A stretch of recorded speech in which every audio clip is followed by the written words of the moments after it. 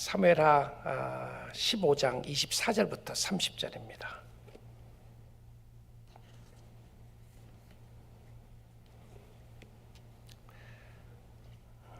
하나님의 말씀을 제가 봉독해 드리겠습니다.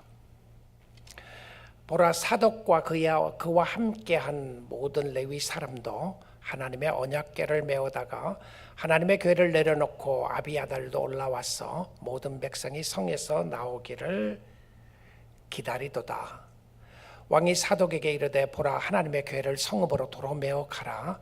만일 내가 여호와 앞에서 은혜를 입으면 도로 나를 인도하사 네게 그 궤와 그 계신 데를 보이시리라. 그러나 그가 이와 같이 말씀하기를, 내가 너를 기뻐하지 아니한다 하시면 종이 여기 있사오니 선히 여기시는 대로 내게 행하시옵소서 하리라. 왕이 또 제사장 사독에게 이르되, 네가 성견자가 아니냐?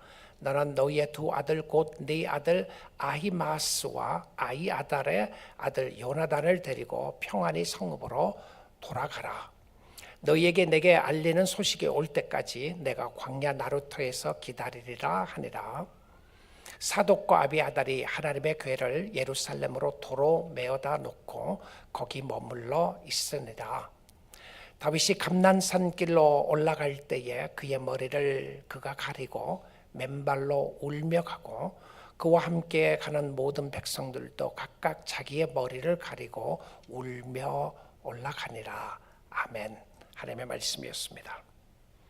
오늘도 하나님의 은혜가 우리 예배 가운데 말씀을 듣고 말씀을 전하는 가운데 함께 하기를 주님의 이름으로 축복합니다. 신앙생활을 잘하는 것은 성경의 하나님을 잘 아는 겁니다. 내가 생각하고 내가 기대하는 하나님이 아니라 성경이 가르치는 하나님을 잘 알아야 합니다. 성경이 가르치는 하나님이 같을 수도 있고 다를 수도 있습니다. 정말 여러분이 믿고 있는 하나님이 성경이 이야기하는 하나님이 맞으시나요?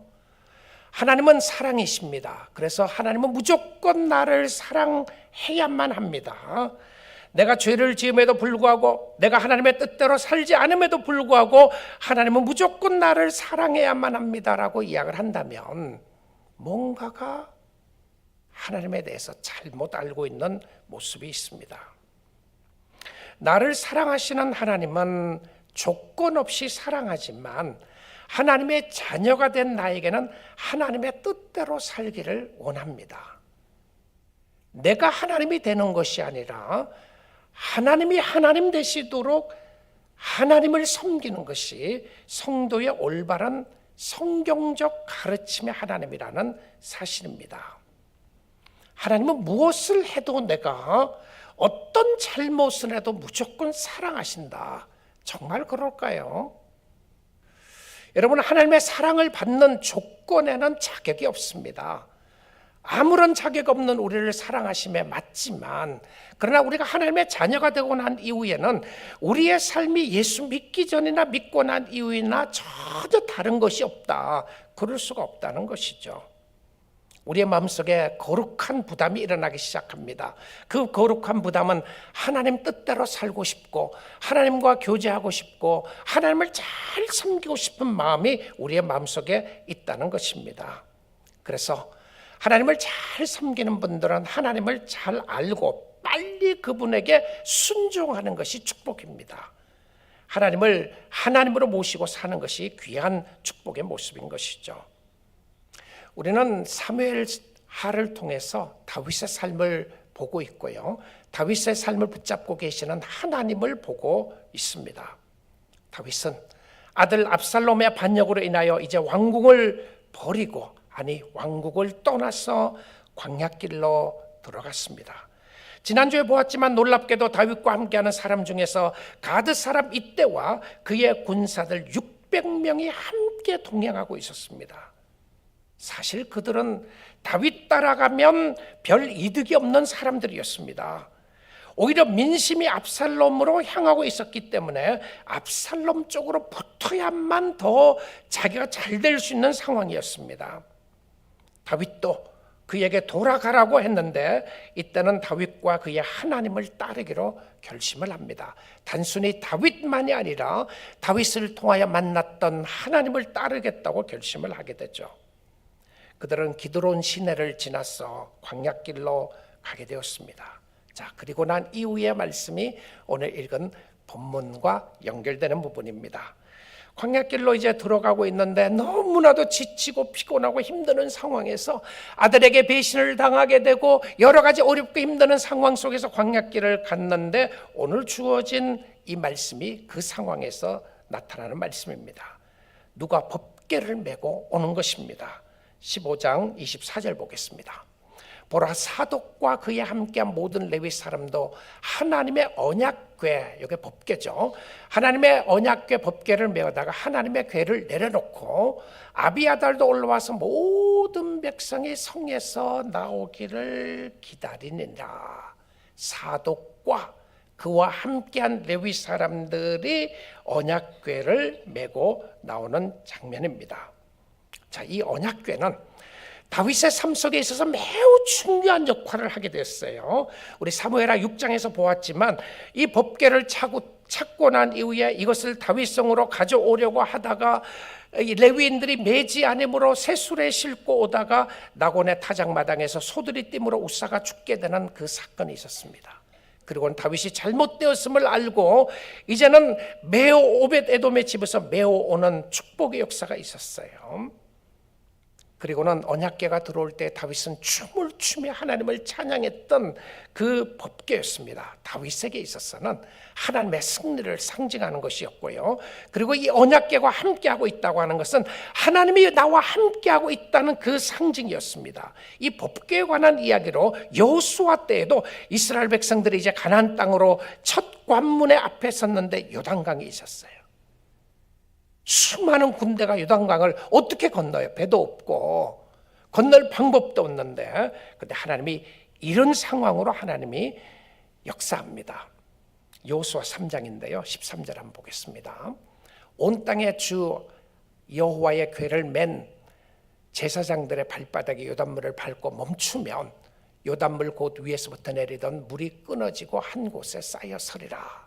그러니까 이제 물이, 요단강 물이 콸콸 흘러내리고 있는데 법궤를 메고 언약궤를 메고 가는 제사장이 요단강 물을 밟으면 건너갈 것이라고 이렇게 이야기를 해요. 자, 우리가 믿음의 역사가 뭔지를 여기서 잘 볼 수 있게 되는데 우리는 믿음을 이렇게 생각하는 것 같아요. 하나님, 내가 정말 주님을 믿고 싶은데 기적을 베풀어 주시면 내가 믿겠습니다, 이거죠. 하나님, 능력을 베풀어 주시면 그때부터 믿겠습니다. 근데 하나님 뭐라고 그러냐면 네가 먼저 행동으로 옮기면 기적이 일어날 거다, 이렇게 이야기해요. 자, 요단강 강물을 밟고 서면 갈라질 것이다. 이 말도 안 되는 소리를 하나님이 하시는 거죠. 자, 그 상황이 어떤 모습인지 한번 보도록 하겠습니다. 14절인데요. 백성이 요단을 건너려고 자기들의 장막을 떠날 때에 제사장들은 언약궤를 메고 백성 앞에서 나가려. 이 법궤, 이 같은 겁니다. 지금 다윗이 찾았던 이 똑같은 이 법궤예요. 언약궤를 이제 메고 하나님의 약속의 말씀을 붙잡고 나아가는 거예요. 15절입니다. 요단이 곡식 거두는 시기에는 항상 물이 언덕에 넘쳤더라. 어떤 학자들은 이렇게 이야기하는 사람이 있습니다. 실질적으로 요단강은 넓은 곳이 있고 좁은 곳이 있고 깊은 곳이 있고 얕은 곳이 있는데 결국은 그들이 다 얕은 곳으로 가서 건너갔더라, 이렇게 이야기를 해요. 근데 성경은 그렇게 이야기하지 않아요. 성경은 뭐라고 이야기하냐면 곡식 거두는 그 시기에는 항상 물이 넘쳤다라고 하는 이 표현은 곡식 거두기 전에 장마철 전에 추수 전에 장마 때가 있었던 거예요. 그 요단강에 물이 제일 많을 때에 건너가게 합니다. 정말 하나님의 신비한 휴머러스한 하나님의 모습인데요.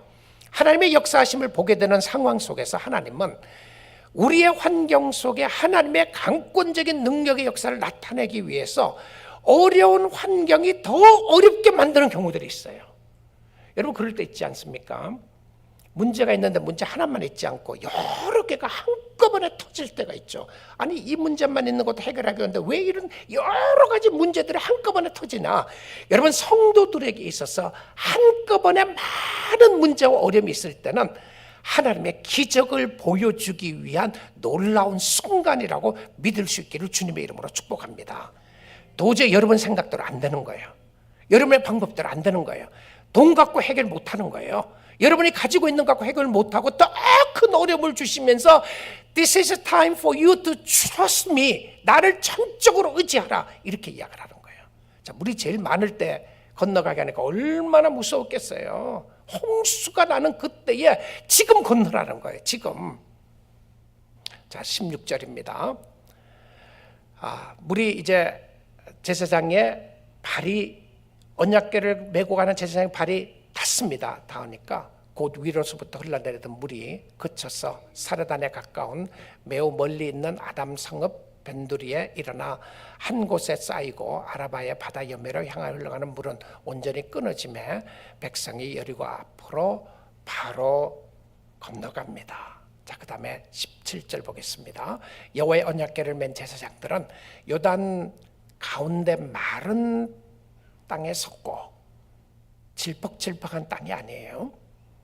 모든 백성이 요단을 건너기를 마칠 때까지 모든 이스라엘은 그 마른 땅으로 건너갔더라. 이 마른 땅의 요단강의 기적의 역사가 어떻게 나타났죠?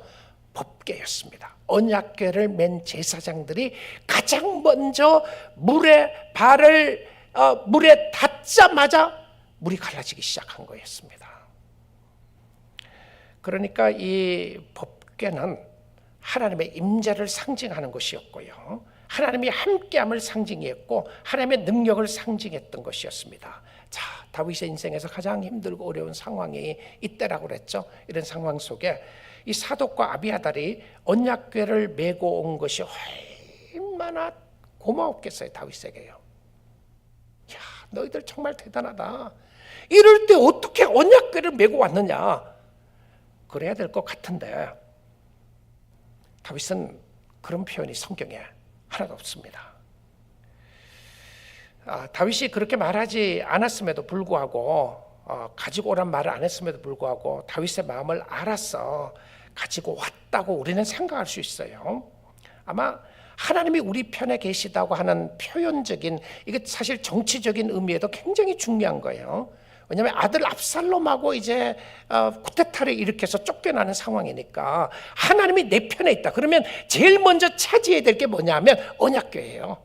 누가 법궤를 가지고 있는가, 누가 하나님 편에 있는가, 하나님이 누구 편에 있는가를 상징하는 것인데, 이 법궤를 가지고 왔다는 것은 우리가 이긴다라고 하는 그런 상징적인 메시지가 있었습니다.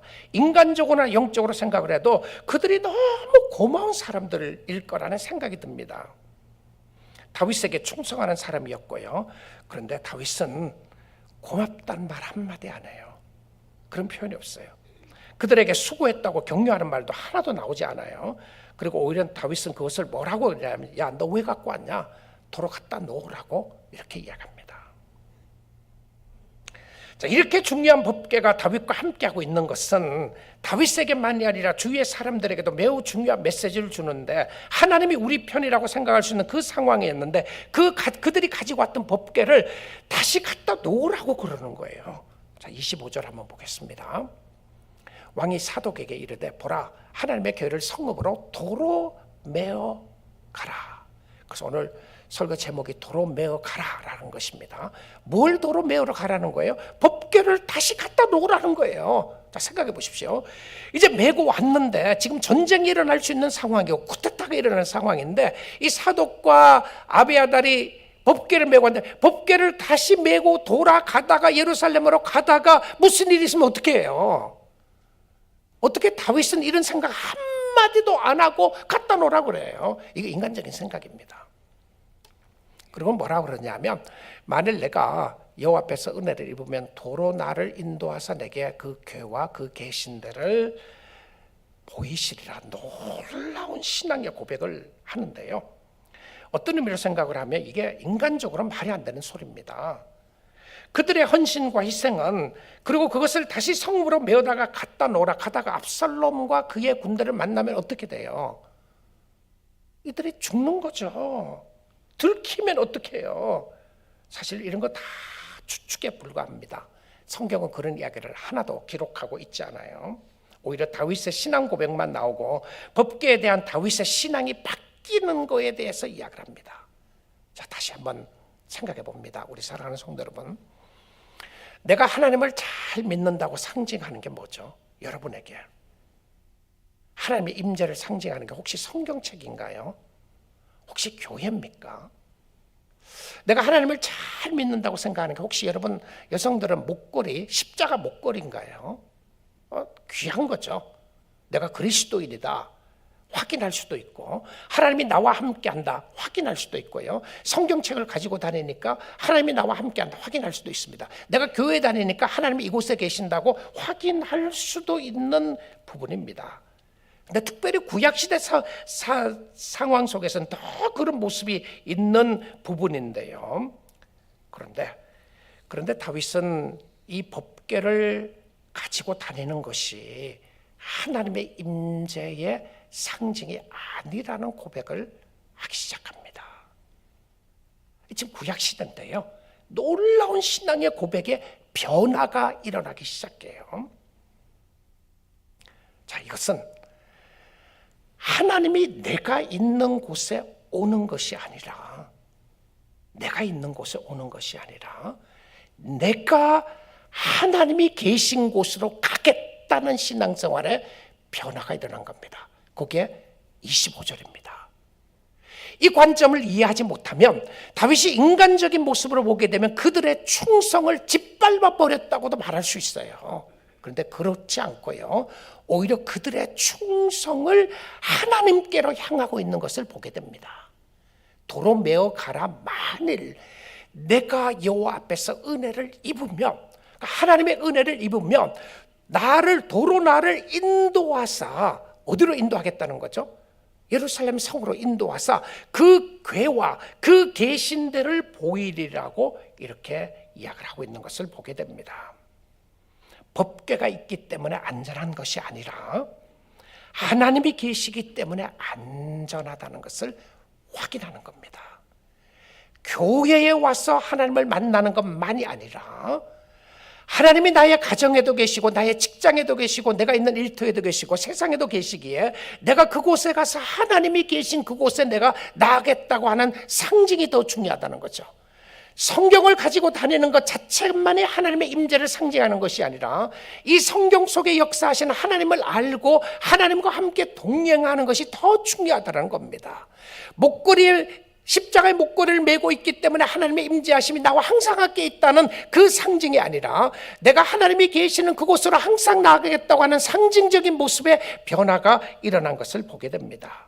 신앙의 최고의 목표와 관심은 다윗이 다시 다윗 성으로 돌아가는 것이 아니었습니다.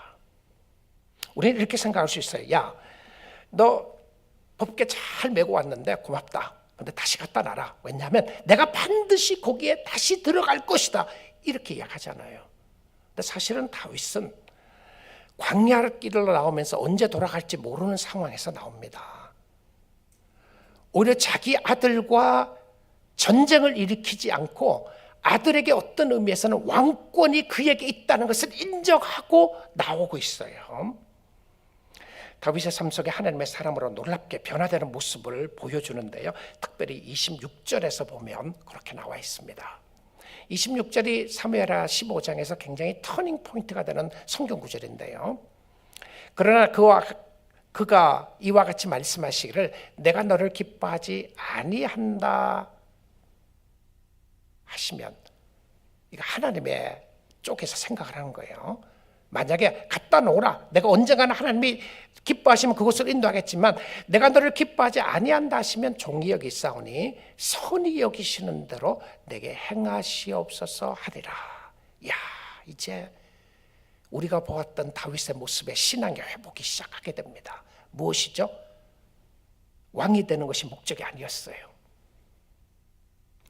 하나님을 모시고 사는 것이 삶의 목표가 되고 목적이 됩니다. 하나님을 이용해서라도 내가 왕권을 유지하고 하나님이 나를 다시 불러서 왕권을 세울 수 있는 것이 최종 목표가 아니라, 하나님이 그것을 허락하지 않는다고 할지라도 나는 하나님을 사랑하고 하나님을 섬기겠다고 하는 하나님 중심의 신앙으로 바뀌어져 가는 것을 보게 됩니다. 다윗의 최종 목표는 다윗성으로 돌아가는 것이 아니라, 그것이 그렇게 귀함에도 불구하고 아들 압살롬이 쿠데타를 일으켜서 광야로 쫓겨나는 신세가 되었음에도 불구하고 그의 최종 목표는 하나님의 뜻에 순종하는 것이었습니다. 야, 정말 놀라운 신앙의 모습입니다. 여러분 생각해 보십시오. 하나님, 내가 원하는 모습대로 내가 박스 속에 넣어놓고, 하나님 이것만 있으면 나에게 만사형통입니다 생각하는 하나님을 박스 속에 가둬놓는 것이 아니었던 거죠. 이제 법궤는 그런 모습입니다. 박스 안에 거하는 하나님의 임재의 상징이었어요. 근데 다윗은 이야기를 하고, 다윗은 알고 있기를 더 이상 하나님이 법궤 안에 거하시는 하나님이 아니라, 내가 이것을 가지고 있으면 나의 삶의 만사형통의 삶이 아니라, 하나님이 거하시고 하나님이 인도하시는 그 어느 곳이라고 할지라도 하나님의 뜻대로 순종하고 그를 따라가겠다는 모습으로 바뀌어지게 되는 것을 보게 됩니다. 그동안 적어도 다윗의 삶 속에는 15년 동안 보지 못하고 듣지 못했던 신앙 고백입니다. 그러니까 이것을 다시 고백하기 위해서 거의 15년이라고 하는 긴 세월이 흐르게 되는데요. 그리고 다윗이 다시 하나님을 찾기 시작합니다. 다윗이 다시 찾는 하나님은 하나님 중심의 신앙이었습니다. 여러분, 신앙생활에 회복이 있기를 원한다, 신앙생활에 다시 뜨거운 은혜와 축복이 있기를 원한다고 하는 그 의미가 뭐냐면, 하나님 중심 신앙으로 회복되는 겁니다. 내 중심의 신앙이 아니라 하나님 중심의 신앙으로 회복되는 모습을 보는데요. 이 모습을 통하여 다윗의 자손 예수 그리스도가 전적으로 하나님 앞에 순종하는 모습을 예표로 보여줍니다. 예수님이 겟세마네 동산에서 기도하시면서 하신 기도를 우리는 잘 알고 있습니다. 한번 다시 보도록 하죠. 마태복음 26장 38절인데요. 이에 말씀하시되 내 마음이 매우 고민하여 죽게 되었으니 너희는 여기 머물러 나와 함께 깨어있으라. 이 육신적인 고난, 마음의 고난, 영적인 고난, 총체적인 고난이 예수님 앞에 닥치기 시작한 겁니다. 자, 그리고 39절입니다. 조금 나가서 얼굴을 땅에 대시고 엎드려 기도하여 이르시되 내 아버지여, 만일 할만하시거든. 이건 그냥 할 수 있으면 이 의미가 아닙니다. 정말 나는 이거 감당할 수가 없습니다, 이거 지고 싶지 않습니다, 이런 거예요. 나 십자가 너무 무겁습니다, 너무 힘들고 어렵습니다, 이 표현입니다. 이 잔을 내게서 지나가게 하소서. 여러분 기억하시죠? 잔이라고 하는 의미는 진노의 잔, 하나님의 진노를 이야기합니다. 그러니까 하나님의 진노를, 여러분과 저에게 쏟아부어야 할 하나님의 진노를 예수님께 다 쏟아붓는 그 모습이에요. 우리가 요한계시록을 보면서 마지막 대접의 재앙이, 대접재앙이 진노의 재앙이었잖아요. 그 진노를, 하나님의 진노를 세상에 쏟아붓는 거예요. 자, 근데 그 진노를 하나님의 아들 예수 그리스도에게 쏟아붓는 겁니다. 그런데 나의 원대로 마옵시고 아버지의 원대로 하옵소서. 자, 지금 조금 전에 다윗의 모습이 다윗의 왕으로 오신 예수 그리스도의 모습과 오버랩되도록 합니다. 구약시대의 다윗은 다윗의 가문을 통해서 오실 예수 그리스도를 보여주는데요. 그 예수님이 전적으로 하나님의 뜻에 순종하고 주님 앞에 나아가는 모습을 보게 됩니다. 사랑하는 성도 여러분, 성도의 성도됨은 나의 원함, 나의 뜻, 나의 계획이 아니라 주님이 원하시는 주님의 뜻대로 사는 사람들입니다. 내가 원하는 것 들어주지 않아서 하나님이 섭섭합니다, 그럴 수 있습니까가 아니라 하나님의 뜻 가운데로 나아가고 하나님을 바라보는 모습 가운데 하나님의 인도하심을 받기를 원하는데요. 다윗이 하나님의 자리에, 원래 있었던 하나님의 자리에 법궤를 도로 갖다 놓으라고 하는 이 표현은 하나님이 하나님 되시게 원하시는 다윗의 신앙 고백의 모습을 볼 수 있습니다. 여러분, 하나님을 여러분의 박스 안에 갇혀두고 있지는 않으시나요? 하나님은 이래야 되지 않습니까? 하나님이 이렇게 해주시면 내가 믿겠습니다. 이런 박스 안에 가둬두시는 하나님이 아니라 하나님은 어디든지 계시고 무엇이든지 하실 수 있는 능력의 하나님인데 내가 당신을 따라가겠습니다. 주님이 인도하신 곳으로 따라가고 주님의 뜻대로 살겠습니다라고 하는 이 부분이 법궤를 도로 갖다 놓으라고 하는 의미와 같은 것입니다. 자, 이 법궤를 메고 왔던 사독의 모습을 잠깐 생각해 보기를 원합니다. 여러분, 여러분이 사독의 위치에 있다고 하면 어떻게 할 것 같아요? 정말 죽기를 각오하고 제사장들과 함께 법궤를 메고 다윗이 가는 곳에 따라가기 위해서, 다윗과 함께 가기 위해서 이것을 메고 왔단 말입니다. 얼마나 힘들게 메고 왔는데 다윗이 뭐라 그러냐면 갖다 놓으라 이렇게 이야기해요. 여러분 어땠을 것 같아요? 다른 이야기를 하면 여러분 나름대로 하나님 앞에 충성했어요. 여러분 나름대로 열심히 주를 섬겼습니다. 그런데 하나님이 그거 하나도 칭찬 안 해주시고 야, 너 뭐 그걸 그렇게 했냐, 이제는 안 해도 된다, 하지 마라 이러면 어떨 것 같습니까? 언약궤를 도로 메어 가라 어떻게 했겠어요?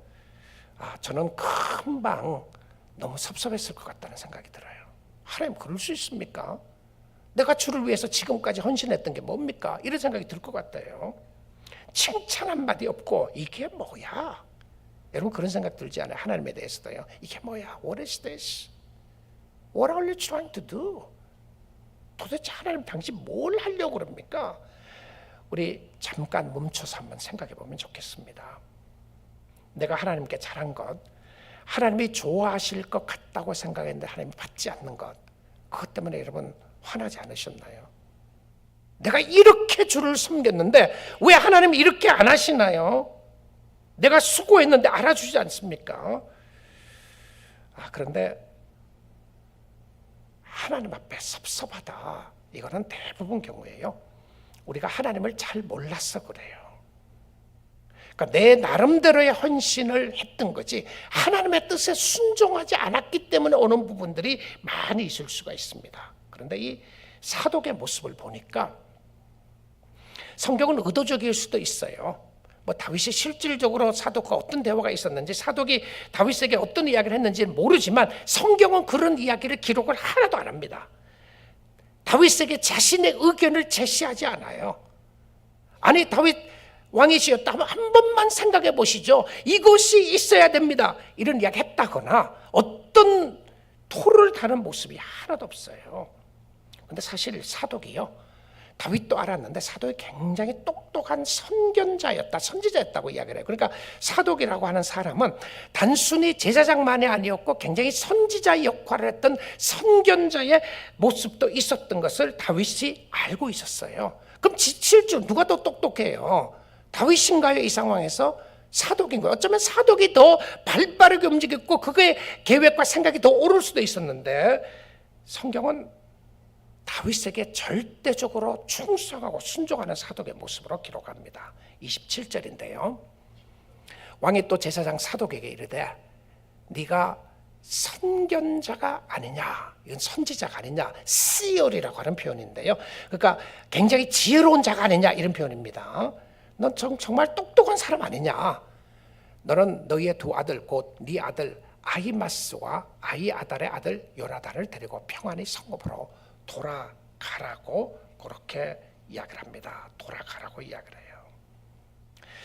여러분 정말 지혜로운 사람이 누군지 아세요? 성도가 정말 지혜로운 성도는 예수님의 말씀에 순종하는 사람들입니다. 성경에 토를 달지 않는 거예요. 하나님의 명령에 토를 달지 않습니다. 이것은 내가 알고 싶어서 잘 몰라서 알고 싶다, 공부를 하지 말라, 그 말이 아니고요. 하나님께서 말씀하시면 순종하는 사람이 지혜로운 사람입니다. 베드로의 모습에 또 그런 거 보았잖아요. 내가 밤이 맞도록 수고하였을 때 한 마리의 고기도 잡지 못했는데 예수님이 배 오른편에 그물을 던지라고 합니다. 그럼 베드로가 안 해봤겠어요? 선생님, 내가 오른편에 안 해봤겠습니까? 내가 밤새도록 고기 잡았는데 오른편에도 던져보고 왼편에도 던져보고 앞에도 던져보고 뒤에도 던져보고 다 안 했겠습니까? 근데 베드로의 고백이 뭐죠? 선생님, 밤이 맞도록 수고했는데 한 마리도 잡지 못했지만 당신의 명령에 의해서 제가 오른편에 그물을 던지겠습니다. 그리고 던졌어요. 자, 그 앞부분은 설명하는 부분이고요, 토를 다는 부분이 아니라 실질적으로 신앙생활의 모습은 뒷부분의 행동의 부분에서 나타나요. 그러니까 내가 얼마나 수고했느냐, 내가 얼마나 노력했는가, 내가 얼마나 열심히 했는가에 대한 초점이 아니라, 그럼에도 불구하고 당신이 말씀하시니까, 하나님의 말씀이 능력이 있으니까, 당신이 왕이시니까, You are King of Kings, You are the Lord of Lords. 당신이 King of Kings고 당신이 왕이니까, 나는 쫄병이니까 당신의 말을 듣겠습니다. 이게 성도의 모습이었어요. 그래서 아비아달이, 사독과 아비아달이 여기서 다윗 세대에서 충성하는 것을 보여줍니다. 29절이에요. 사독과 아비아달이 하나님의 교회를 예루살렘으로 도로 메어다 놓고 거기 머물러 있으니라. 매다 놓고 도망온 게 아니에요. 왜 거기 있었습니까? 다윗이 거기 있으라고 그랬어요. 너 매놓고 거기 있으라. 그러니까 거기 있었다라고 표현합니다. 우리 사랑하는 성도 여러분, let God be God. 하나님이 하나님 되시게 섬기는 것이 성도의 마땅한 본분입니다. 하나님의 자리에 하나님을 놔두십시오. 여러분이 하나님을 마음대로 부리지 말고요, 하나님의 말씀에 순종해야 기적을 맛볼 수가 있습니다. 오늘 이곳에서 예배드리는 사랑하는 교우 여러분, 이곳에서 예배를 드리지만 하나님은 이곳에만 계시지 않습니다. 여러분의 가정에도 계시는 거예요. 그래서 여러분의 가정에 가셔서도 예배를 드리시고 찬양을 하시고 하나님 앞에 기도드리십시오. 하나님은 여러분의 가정에만 계시지 않고 여러분의 직장과 일터에도 계신단 말입니다. 여러분이 가장 억울하고 우울하고 답답한 환경에, 캄캄한 환경이라고 생각했던 그 환경 속에 하나님이 바로 그 자리에 계시는 줄 믿습니다. 하나님이 계시는 그곳으로 나아가 하나님을 찾고 하나님의 역사하심을 바라볼 수 있기를 주님의 이름으로 축복합니다. 하나님 앞으로 나아가는 거죠. 박스의 신앙에서 벗어나서 하나님의 임재의 신앙으로 바꾸는 겁니다. 박스의 신앙에서 벗어나서, 내가 생각하는 창조주 하나님의 신앙에서 벗어나서 하나님이 하나님 되시는 임재의 신앙으로 바꾸는 거예요. 근데 저는 이 부분에서 함께 여러분과 꼭 나누고 싶은 본문의 내용이에요. 이렇게 하나님을 사랑했어요. 이렇게 하나님의 뜻대로 살고 싶었어요. 그런데 하나님의 뜻에 지금 순종한다고 해서 당장 모든 문제가 해결되지 않는 경우를 보게 됩니다. 그러니까 내가 당신께 순종했으면 모든 것을 당장 문제를 해결해 줘야 되는 거 아닙니까? 이게 착각입니다. 여러분, 하나님 앞에 순종해도 여러분의 환경에 변화가 없을 수도 있습니다. 근데 그 환경의 변화는 하나님의 타이밍이 있게 되는데요, 하나님의 뜻 가운데서 하나님을 사랑하는 자들에게 해결해 주시는 부분이 있게 되는데, 이것은 뭐죠? 문제 해결이 핵심이 아니라 하나님께 순종하는 것이 핵심입니다. 우리는 문제 해결의 핵심이에요, 많은 경우에요. 근데 성경은 문제를 해결하느냐 못하느냐가 핵심이 아니라 오늘 하나님 앞에 서 있느냐 아니냐가 더 중요하다는 거죠. 오늘 이곳에서 예배드리는 사랑하는 우리 교우들 가운데 여전히 힘들고 어려운 분들이 있습니다. 순종 안 해서가 아니라 하나님 앞에 순종하고 하나님을 섬김에도 불구하고 여전히 발버둥 치는 문제를 가지고 있는 분들이 있단 말입니다. 그런데 오늘 이곳에 나와서 주님을 섬기고 있다. 이게 하나님이 기뻐하시는 모습이라는 사실입니다. 여러분의 마음속에 있는 문제는 하나님의 타이밍 때에 하나님의 방법으로 해결해 주실 텐데요, 지금 당장 기도 응답이 되지 않아도 믿음으로 또 기도하는 겁니다. 왜냐하면 그 하나님이 살아계시니까. 지금 너무 아프고 힘들어도 오늘 이 순간 또 주님 바라보는 겁니다. 왜죠? 하나님이 살아계시니까. 이렇게 놀라운 신앙을 회복하고 고백하게 되는 다윗이었지만 그의 육신의 모습, 곧 현재 모습을 성경은 바로 보여줍니다. 자, 29절까지 봤어요. 사독이 법궤를 메고 예루살렘까지 간 것까지 봤습니다. 그리고 하나님이 예루살렘에서 어떤 일이 있어야 될 걸 이야기해 줘야 되지 않겠습니까? 근데 그걸 이야기하지 않고 다윗의 현실에 다시 포커스를 합니다. 천성에서 예배를 드리고 하나님을 믿는 하나님의 백성들이 주님을 사랑하는 가운데 주님이 주신 은혜가 너무 크시고 감사함에도 불구하고 현실이 우리의 마음과 우리의 믿음과에 전혀 맞지 않는 상황 가운데 있을 수가 있다는 거예요. 자, 그래서 현실을 바라보고 신앙을 판단하지 마십시오. 신앙의 판단은 내가 하나님 앞에 어떻게 사느냐가 너무 중요합니다. 하나님 앞에 내가 신실하게 삶에도 불구하고 나는 다른 사람보다 가난할 수 있어요. 내가 하나님 앞에 신실하게 주님을 사랑하고 섬기에도 불구하고 나는 다른 사람보다 아플 수가 있어요. 근데 주님이 원하시는 것은 여러분이 아프냐 안 아프냐, 부자있냐 가난하냐가 핵심이 아니라 여러분이 있는 순간에서 그 상황에서 하나님을 섬기고 있느냐 아니냐가 제일 중요합니다. 오늘 예배 드리시는 여러분 축복합니다. 이게 믿음의 사람들의 현실에 너무 중요한 거예요. 우리는 때로 하나님 문제 해결해 주시면 그때부터 내가 잘 믿을게요. 아니, 하나님 뭐라고 그래요? 네가 오늘 나를 믿고 의지하고 순종하면 내가 해결해 줄게, 이겁니다. 근데 해결해 주는데 금방 안 일어날 수도 있는 거죠. 자, 29절 이후에 바로 30절이 연결된다고 그랬죠. 이런 멋진 신앙의 고백을 다윗이 하게 되면 바로 우리 생각에는 모든 문제가 해결돼서 다시 예루살렘으로 돌아가든지 아들 압살롬이 죽든지 뭐 해야 될 거라고 생각하는데 우리의 현실이 가슴 아픈 현실이 있습니다. 여러분, 현실의 이 가슴 아픈 현실 앞에 여기에 굴복하지 마세요. 누가 뭐라 그래도 여러분의 현실이 너무 힘들고 어려워도 굴복하지 마세요. 왜냐하면 여러분이 오늘 하나님을 의지하고 있는 순간 하나님이 반드시 여러분을 붙잡고 축복해 주실 줄 믿습니다. 자, 마지막 현실, 마지막 절입니다. 30절 보도록 하죠. 지금 이게 따로 떨어진 구절이 아닙니다. 떨어진 구절이 아니고 29절 다음에 바로 나오는 구절인데 지금 다윗이 어디 있습니까?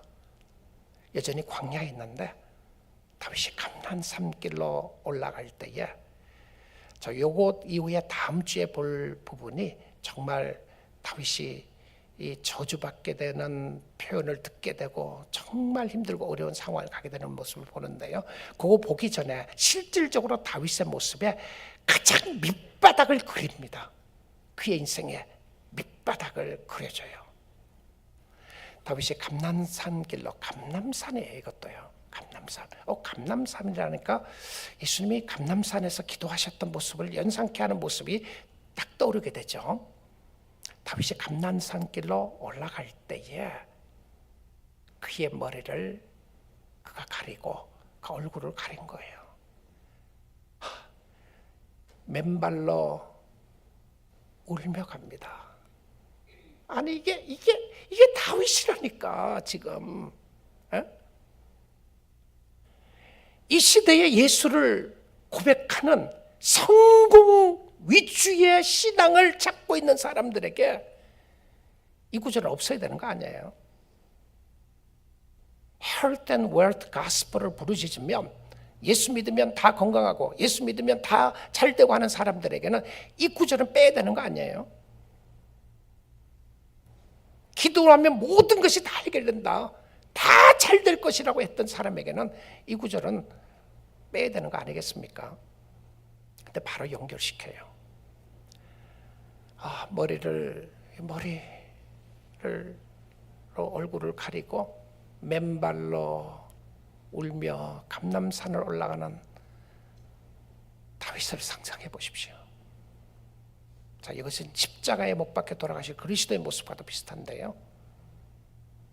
십자가에 못 박혀 돌아가는 하나님의 아들, 하나님이신 예수를 바라보면서 누가 그를 믿고 싶었겠느냐는 겁니다. 자, 그 모습이에요.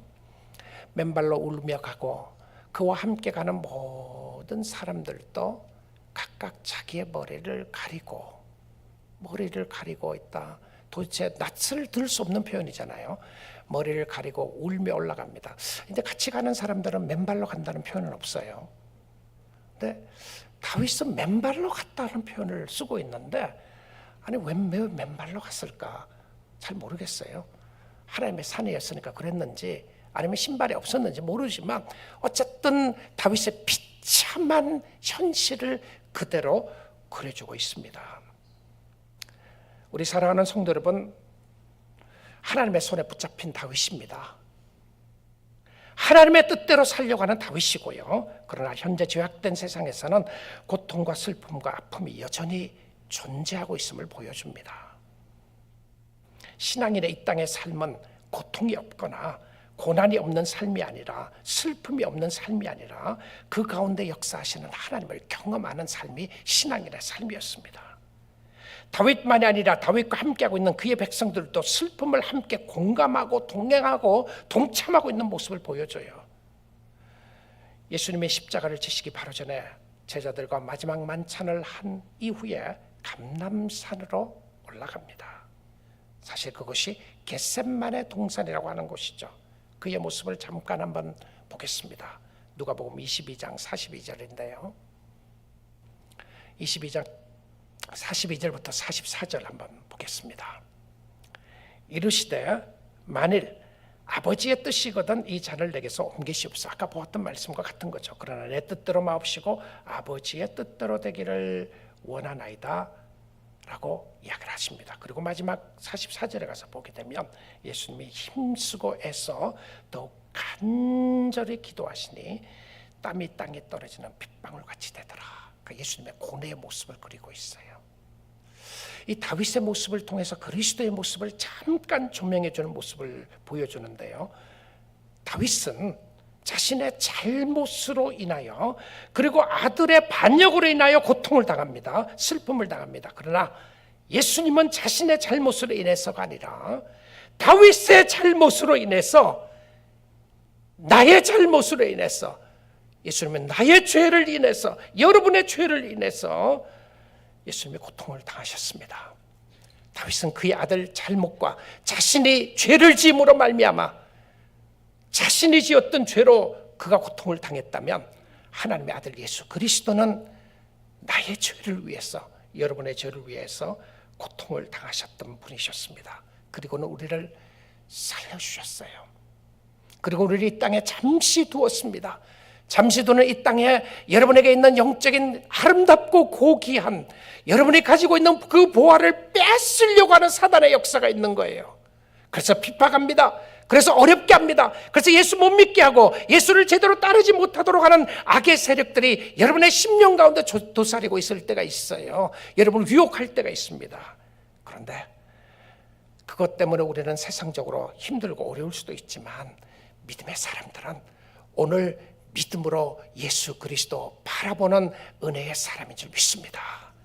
여러분, 환경이 다 여러분의 생각대로 변하지 않는다고 할지라도 믿음 놓치지 마십시오. 예수 놓치지 마십시오.